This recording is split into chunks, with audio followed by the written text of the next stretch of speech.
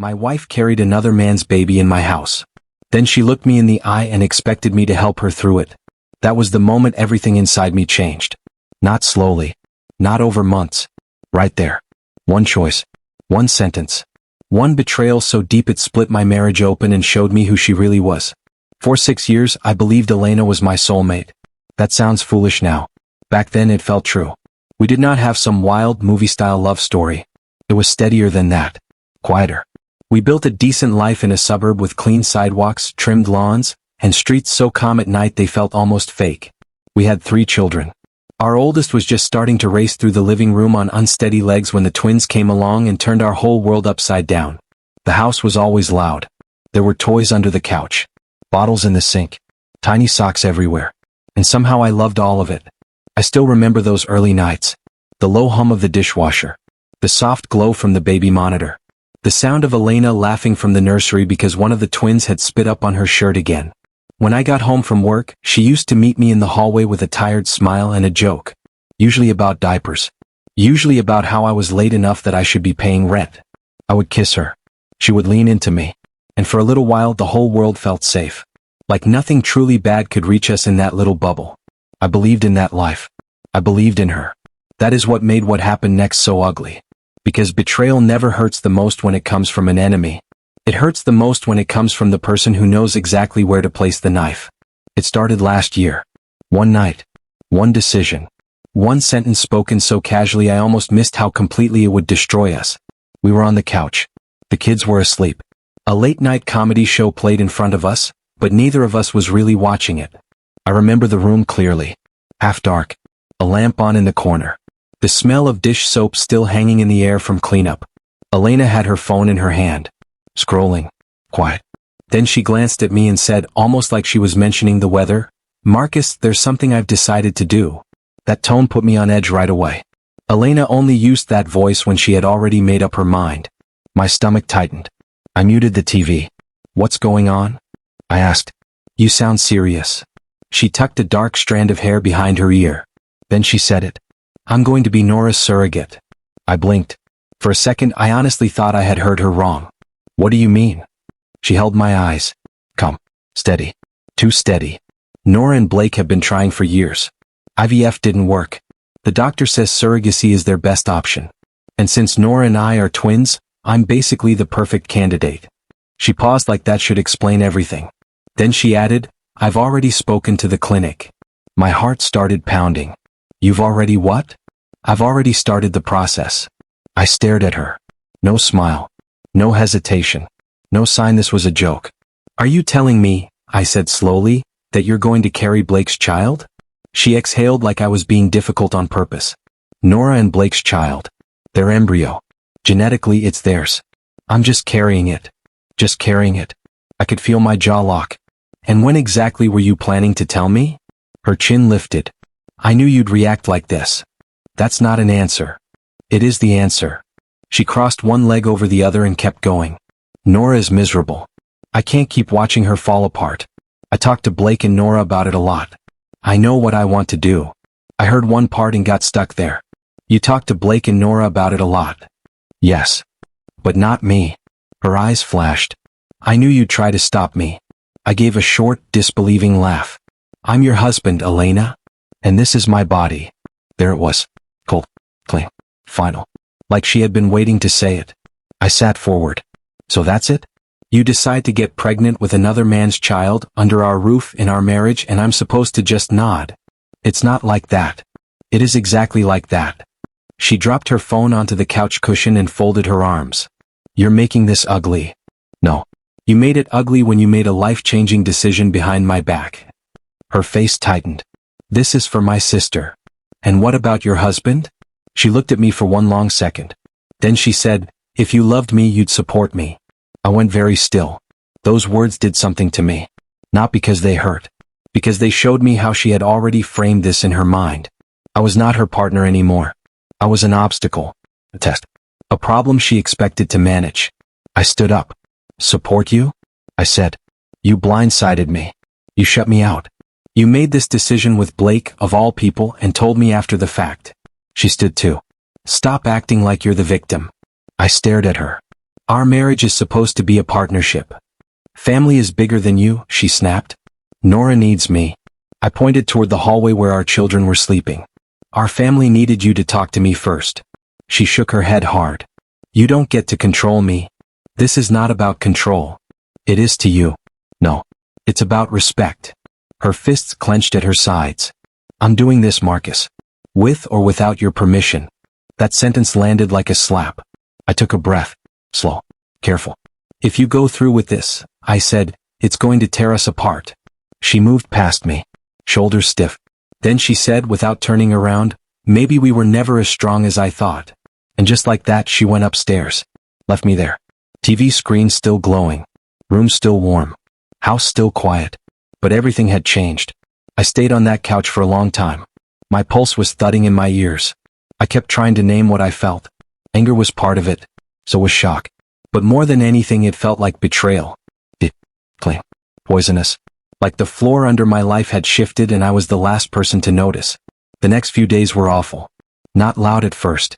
Almost worse than loud. Elena started talking about appointments, medications, test results, hormone schedules, and embryo transfer dates like she was discussing groceries. Matter of fact. Practical. Already moving ahead. She gave me updates as if I had agreed. As if we had talked this through like normal people. Every word made me feel sicker. 2 nights later, I came home from work and found a box from the fertility clinic sitting in our fridge. There were vials inside. Medication packs. Syringes. Instruction sheets spread across the kitchen table. Elena stood there flipping through a stack of papers. I stopped in the doorway and just looked at it. All of it. The proof. The machinery of it. The fact that she had already pushed this so far. What is all this? I asked. She barely looked up. Hormone treatments. I need to start now if they want my body ready for the transfer. I took a step closer. You didn't think this deserved another conversation? She shrugged. We're past conversations. That made me laugh. Not because it was funny. Because I couldn't believe the nerve. We're past conversations. Yes. You don't care what this is doing to me, do you? She sighed and set the papers down. Marcus, it's 9 months. Then the baby goes to Nora. I'm not replacing our children. I am helping my sister. I stared at her. You can dress it up however you want. If you do this, I'm filing for divorce. She looked at me for a beat. Not shocked. Not scared. Almost annoyed. You're free to leave if your pride can't handle it. My face went hot. Pride? Yes, pride. This has nothing to do with pride. It has everything to do with being treated like I don't matter. She opened the packet again. So dramatic. That word nearly pushed me over the edge. You talked this through with Blake? Because he is part of this. I'm your husband. And I'm done repeating myself. She dismissed me with that sentence. Just like that. Like I was noise in the room. My fingers actually twitched. For 1 second, I wanted to rip the papers out of her hands and tear them apart. Not because it would fix anything. Because I needed to break something. Instead, I turned around and left the kitchen. That night, lying in bed alone, I made my decision. If she wanted to walk this road without me, then she could finish it without me too. I would file for divorce. I would not stand there smiling while my wife carried another man's child and told me to be supportive.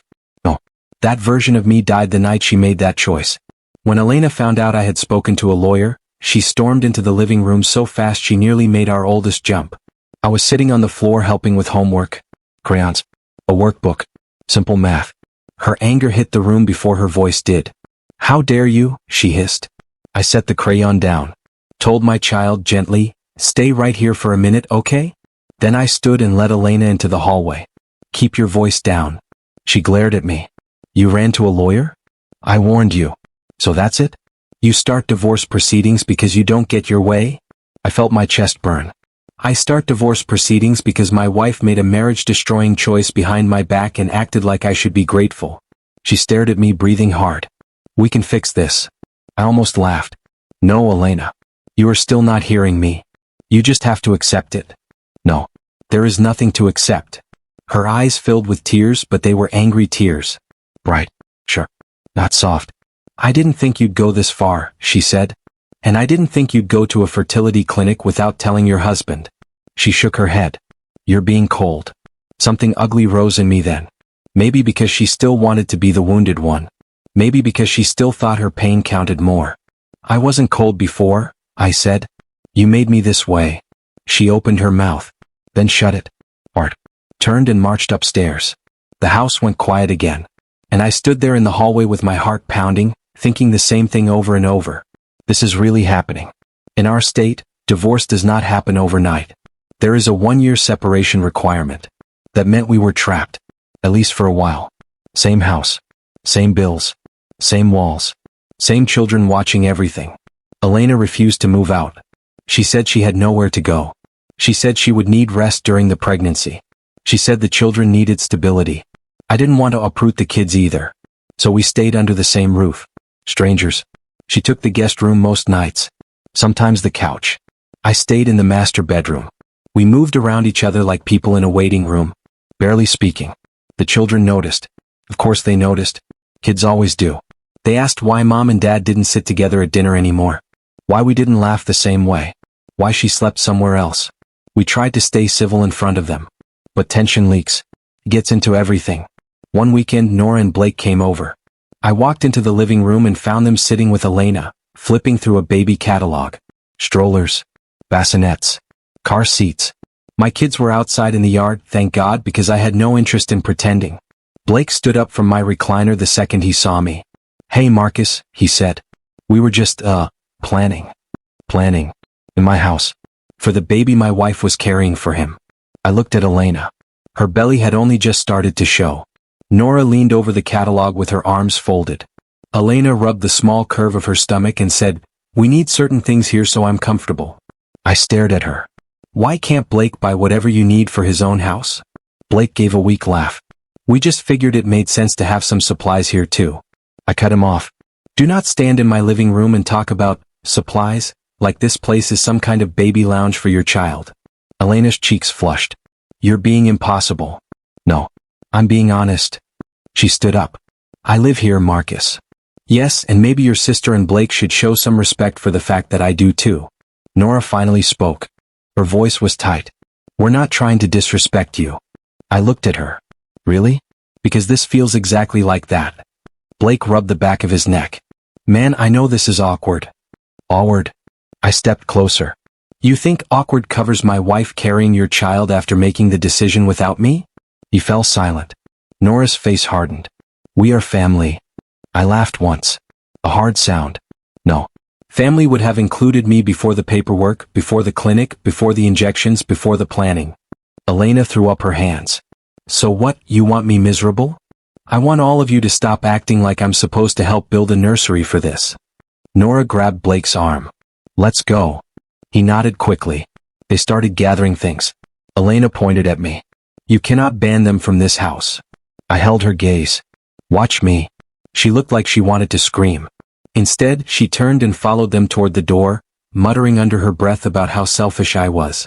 When the door shut, I stood alone in the living room with my fists clenched so tight my knuckles hurt. That became the rhythm of the next few months. A grim one. Elena's belly grew. She complained about nausea, back pain, fatigue, mood swings, swollen feet. And every time she looked at me for comfort, I gave her none. She would ask, "Can you bring me crackers?" I would say, "Call Blake." She would ask, "Can you get me another pillow?" I would say, "Ask Nora." At first she looked shocked every time. Then furious. Then desperate. One night she stood in my doorway, one hand braced against the frame. "I can't sleep," she said. "My legs are cramping. Can you rub them? Like you did when I was pregnant with the twins?" I looked at her face. Tired. Hopeful. Maybe even embarrassed that she had to ask. Then I said, "No," and shut the door. The click of that latch sounded louder than it should have. I leaned against the inside of the door afterward, breathing hard. Not because I felt good. Because I knew exactly how cruel I was being. And I did it anyway. That is the part people judge. Maybe they should. But every time pity tried to creep in, I remembered the clinic. The secret meetings. The way she said, "I'm doing this with or without your permission." She had made me irrelevant. So I let her live with that. My children kept asking small questions. Dad, why don't you hug Mom anymore? Dad, why is Mom sad all the time? Those were the hardest moments. I never told them the truth. Not then. I would kneel down and say, "Sometimes grown-ups are having a hard time with each other. But I love you. That won't change." They would nod. Trusting. And that trust made my resentment burn even hotter. Because they had not done anything to deserve this house full of cold air and slammed doors. Elena's family started calling. Her mother first. Voice full of fake shock and real judgment. I cannot believe how selfish you're being. Elena is doing a beautiful thing for her sister. I said, then ask her why she hid it from me. Her mother inhaled sharply. This is not about you. I almost smiled. That's exactly the problem. Then her father called. Angrier. Louder. You are heading down a very bad road, young man. I looked at the phone and said, interesting. Because I already regret marrying into your family.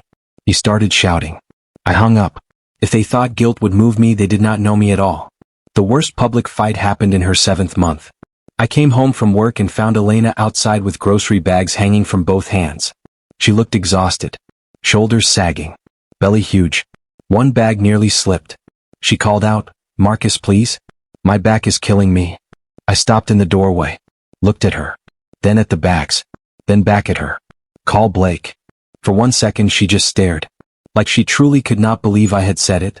I've been at the hospital for hours, she whispered. Please. I folded my arms. He's the reason you're pregnant. Let him help. Her eyes filled. Not soft this time. Furious. Wounded. You are unbelievable. Maybe. She tried to lift the bags again. A can rolled out and hit the porch. Then another. She bent awkwardly, grabbing at them. I did not move. Not 1 inch. She finally got everything inside and dropped it on the kitchen table hard enough to shake it. Then she turned to me. You can't keep punishing me like this. I set my keys down. I'm not punishing you. I'm refusing the role you still think I owe you. Her hand moved to her stomach. When this baby is born, you'll regret this. I laughed. A dead sound. No. When this baby is born, you'll be gone. Her face crumpled for a second. Then she spun around and locked herself in the guest room. I stood in the kitchen listening to the silence afterward. A tiny part of me wondered if I had crossed some line I could never uncross. Then I remembered she had crossed hers first. Without hesitation. That thought hardened me again. Labor came early. 8th month. Just after midnight. I woke to pounding on my bedroom door. Then her voice. Strained. Panicked. Marcus. Marcus, open the door. I did. She was doubled over in the hallway. Sweat on her forehead. Hair stuck to her face. One hand on the wall. One on her stomach. My water broke. For half a second, memory hit me. Flash quick. The night our oldest was born. The drive to the hospital. Her hand crushing mine during contractions. Me telling her to breathe. Then that memory vanished under everything else. I'm not taking you, I said. Her eyes widened. What? I'm not taking you to the hospital. Marcus, stop. This isn't funny. I'm not joking. She blinked fast. Blake's not answering. Nora's phone is off. I need to go now. I stepped back. Call an ambulance. Another contraction hit her. She grabbed the door frame and gasped. Please. I looked at her. Straight in the eyes. And said, watch me. Then I shut the door. She started sobbing in the hallway. I heard her fumbling with her phone. Heard her breath hitching. Heard her say, please hurry to the dispatcher. 15 minutes later, red and blue lights flashed through my window. Paramedics moved fast. Boots. Voices. The front door opening. Closing. Then quiet again. I stood in my room, staring at the wall, feeling something close to guilt pressing against my ribs. I forced it down. The next morning, my phone exploded. Voicemail after voicemail. Her mother screaming that I abandoned Elena during labor. Her father calling me a coward. I deleted every message. I did not listen to the full thing on a single one. The baby was born premature. A girl. Stable but small. Elena stayed in the hospital for a few days. Nora had medical issues of her own. Blake was running between rooms, between responsibilities, between the life he wanted and the mess they had all built. I took the kids to school. Went to work. Made dinner. Lived my life. When Elena's mother called and said, she's coming home in 2 days, I answered, that's her choice. Then I hung up. When Elena came back, I was in the living room reading. She looked pale. Drained. Her movements were slow, careful. She carried the newborn in a car seat and set it down gently beside the couch before lowering herself onto the cushion with a long, tired breath. The baby stirred. Made a small sound. I looked at that tiny face. Big. Fragile. Completely innocent. A living reminder of everything that had been done. I asked the question before I could stop myself. Why is the baby here? Elena closed her eyes. Nora is still recovering. Blake can't manage everything. They asked me to keep her here for a few weeks. I gave a dry little scoff. They asked, or you volunteered? Her eyes opened slowly. Does it matter? Yes. She rubbed at her temple. She's helpless. You should have thought about that before you agreed to this. She looked at me like she was too tired even to fight. I went on. Let me make this clear. I'm not helping. Not once. If she cries all night, that is your problem. A tear slipped down her cheek. Have you always been this cruel? I answered without missing a beat. That is a question you should ask yourself. Then I stood up. I have real children to feed. That hit her. I saw it. Like a physical blow. She said nothing. Just sat there with the baby and stared at the floor while I walked into the kitchen. The next month was miserable. The baby cried at all hours. Thin, sharp cries that slid under doors and into every room. Elena shuffled through the house half asleep. Warming bottles. Changing diapers. Trying not to fall apart. One night she came to me with tears running down her face and a bottle in one hand. Please, she whispered. Just 30 minutes. I just need to lie down. I looked at the dark circles under her eyes. At the shaking hand holding the bottle. Then I said, call Blake. Her shoulders dropped. She turned away without another word. The baby's cries followed her down the hallway. I felt bad for that child. Of course I did. Only a monster wouldn't. But every time that guilt rose, I forced myself to put it where it belonged. On Elena. On Nora. On Blake. Not on me. Elena's parents visited often. Too often. They would corner me in the kitchen. In the hall. Near the front door. Her father jabbed a finger at me once and said, you should be ashamed. She's postpartum. I stared at him. She should have thought about all that before she ignored my boundaries. He said, she needs rest. I said, then her sister and Blake can provide it. He cursed at me under his breath and walked away. Her mother was no better. Calling me heartless. Cruel. Unfit. Funny word, unfit. Because when court came, it was not me the judge looked at with disgust. It was Elena. The divorce moved slowly. Painfully. But it moved. My lawyer started collecting everything. Dates. Bank records. Clinic paperwork. Statements. And then something came out that mattered more than anything else. Elena had used money from our joint accounts for surrogacy expenses. Not just once. Several times. And for some of it she had forged my signature. When my lawyer showed me the documents, I just stared. Even after everything, that still shocked me. Because secret plans were one thing. Forgery was another. That moved it from betrayal into something cleaner in the eyes of the law. More provable. More visible. Her lawyer tried to paint me as cold and abusive. A man who abandoned his pregnant wife. But the facts were ugly for her. The baby was not mine. The surrogacy had been hidden from me. Joint funds had been used. Signatures had been forged. And I had clearly, repeatedly said no. Nora and Blake kept strangely quiet about the money. Probably because they were relieved not to be the ones paying it back. They wanted the baby. They wanted the dream. But when it came time to carry the mess, Elena was the one stuck under the weight. 2 weeks before the final hearing, she cornered me in the living room while the baby slept in a bassinet beside the couch. I was on my laptop. She stood in front of me with her arms folded. I need financial help. I looked up slowly. For what? She hesitated. Then said, my doctor says I need to focus on postpartum recovery. I can't just go get a job right away. I closed the laptop. When we're divorced, I'll pay what the law says for our children. Her face tightened. And for me? No. You can't mean that. I do. She took a step closer. I am the mother of your 3 kids. Yes. I need stability. I shook my head. You chose to carry your sister's child. You chose to blow up this marriage. I am not paying spousal support on top of that. Her voice shook. I sacrificed my body. For your sister. Not for this marriage. She stared at me. Disbelief. Rage. Humiliation. All at once. I'm struggling, she said. You don't care? I held her gaze. I care about our children. Not the consequences of the life you built against my wishes. A tear slid down her cheek. You will regret this. I leaned back slightly. No. You keep saying that. But the regret in this house belongs to you. She looked at the sleeping baby, then back at me. You're not the man I married. I gave a bleak smile. And you are not the woman I thought you were. She walked away shaking. The baby kept sleeping. The house stayed quiet. And I knew we were at the end now. The final week before court, Elena moved out. She packed fast. Clothes in boxes. Toiletries in bags. Baby things stacked by the door. The kids looked confused and scared. She knelt and told them she loved them, that she would still see them, that this wasn't goodbye forever. They nodded, but sadness hung on them.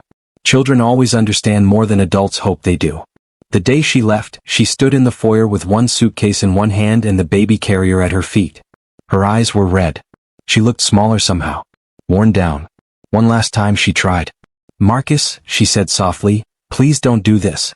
Don't finalize the divorce. I'll fix it." I felt a tug in my chest. A real one. 6 years is not nothing. 3 children are not nothing. A whole life cannot disappear without leaving marks. But some things cannot be repaired. And I knew this was one of them.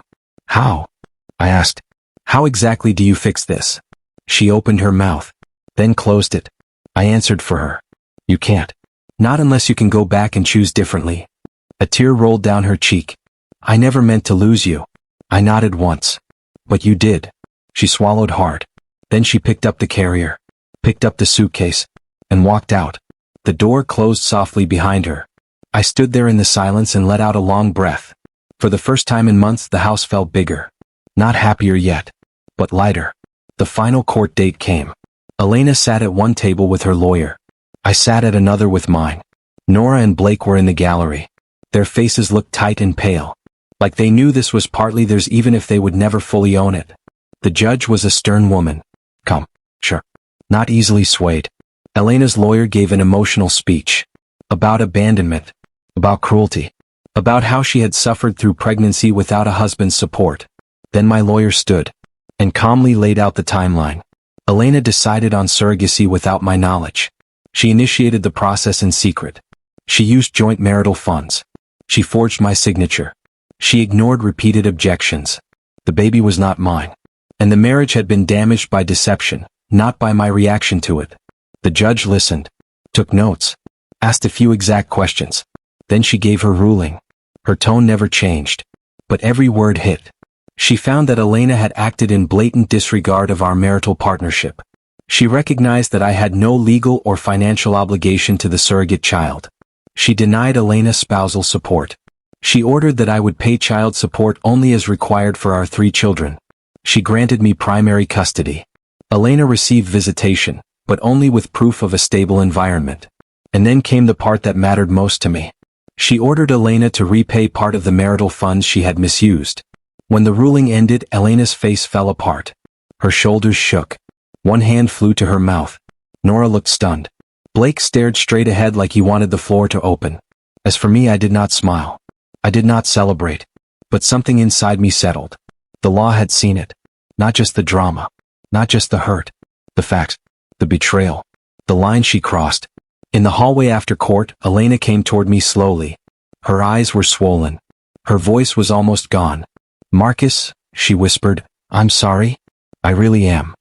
I looked at her. And for a second I saw the woman from the early years. The tired mother in the nursery. The one laughing in the hallway. The one I had loved. Then that image passed. And this woman stood in front of me instead. The one who lied. The one who signed papers behind my back. The one who carried her sister's dream through my marriage like my feelings were disposable. "You made your choice," I said. She let out a shaky breath. "I made a mistake." I shook my head. "No. A mistake is forgetting milk at the store. This was a decision. A long one. A planned one." Tears spilled again. "I wish you could forgive me someday."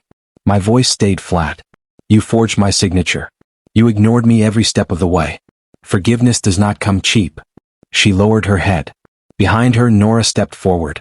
"Marcus," she said quietly, trying to touch my arm. "She did it for me." I pulled my arm back. "You got what you wanted, Nora?" She froze. I kept going. "That baby is yours. The fallout is yours too. You and Blake can help Elena now. I'm done." No one said anything after that. I turned and walked toward the exit. The hall seemed brighter somehow. Or maybe I was just finally coming out of a long tunnel. In the weeks after the decree, Elena moved in with her mother. The baby stayed with her until Nora was fully recovered and able to take over. Whenever I saw Elena during custody exchanges, she looked thinner, frail, tired, like life had drained something out of her that it would not give back. She asked about the children. I answered, politely, nothing more. She kept looking at me like she expected some sign that the old softness might return. It didn't. Blake and Nora eventually took full responsibility for the baby. From what I heard, life was not kind to them either. Medical bills. Money trouble. Blake's hours got cut at work. Nora's health stayed shaky. The fantasy they had all built collapsed under the weight of reality. As for my house, once the tension left, everything changed. The kids slept better. I slept better. There was no crying baby in the next room. No silent war in the hallway. No cold stares over breakfast. We started building a rhythm again. School mornings. Movie nights. Weekend trips to the park. Pizza on Fridays. The kind of ordinary life that had once seemed boring and now felt precious. One day, my oldest looked up from a pile of Lego bricks and asked, "Dad, do you still love Mom?" I paused, then knelt down. "I care about her because she's your mother," I said. But sometimes grown-ups break trust. And when trust breaks, things change. That was enough for them. Kids don't need speeches. Just truth given gently. Months passed. Then a year. The divorce moved from fresh pain into history. I kept the house. Kept my job. Kept primary custody. Elena drifted in and out of the children's lives, never fully steady, never fully gone. Sometimes she texted me. Usually late. Usually regretful. She talked about how she never expected Blake to be so unreliable. How Nora's health problems never ended. How being a surrogate did not save anyone the way she imagined it would. How it only made more pain. I answered only when it involved the children. Schedules. School events. Pick-up times. Nothing personal. Nothing warm. People still ask me now and then if I think I was too harsh. Why didn't I help after the birth? Why didn't I soften when she was overwhelmed? Why didn't I save her from the collapse she helped create? My answer never changes. She wanted autonomy. I gave it to her. That was the revenge. Not violence. Not screaming. Not public humiliation. Something quieter. I withdrew every piece of support she had taken for granted. Emotional. Financial. Practical. I let her face the full shape of her choice without using me as a cushion. Some people call that merciless. Maybe it was. But marriage cannot survive where respect and honesty are treated like optional things. She had neither for me. So in the end, I gave her exactly what she had already given me.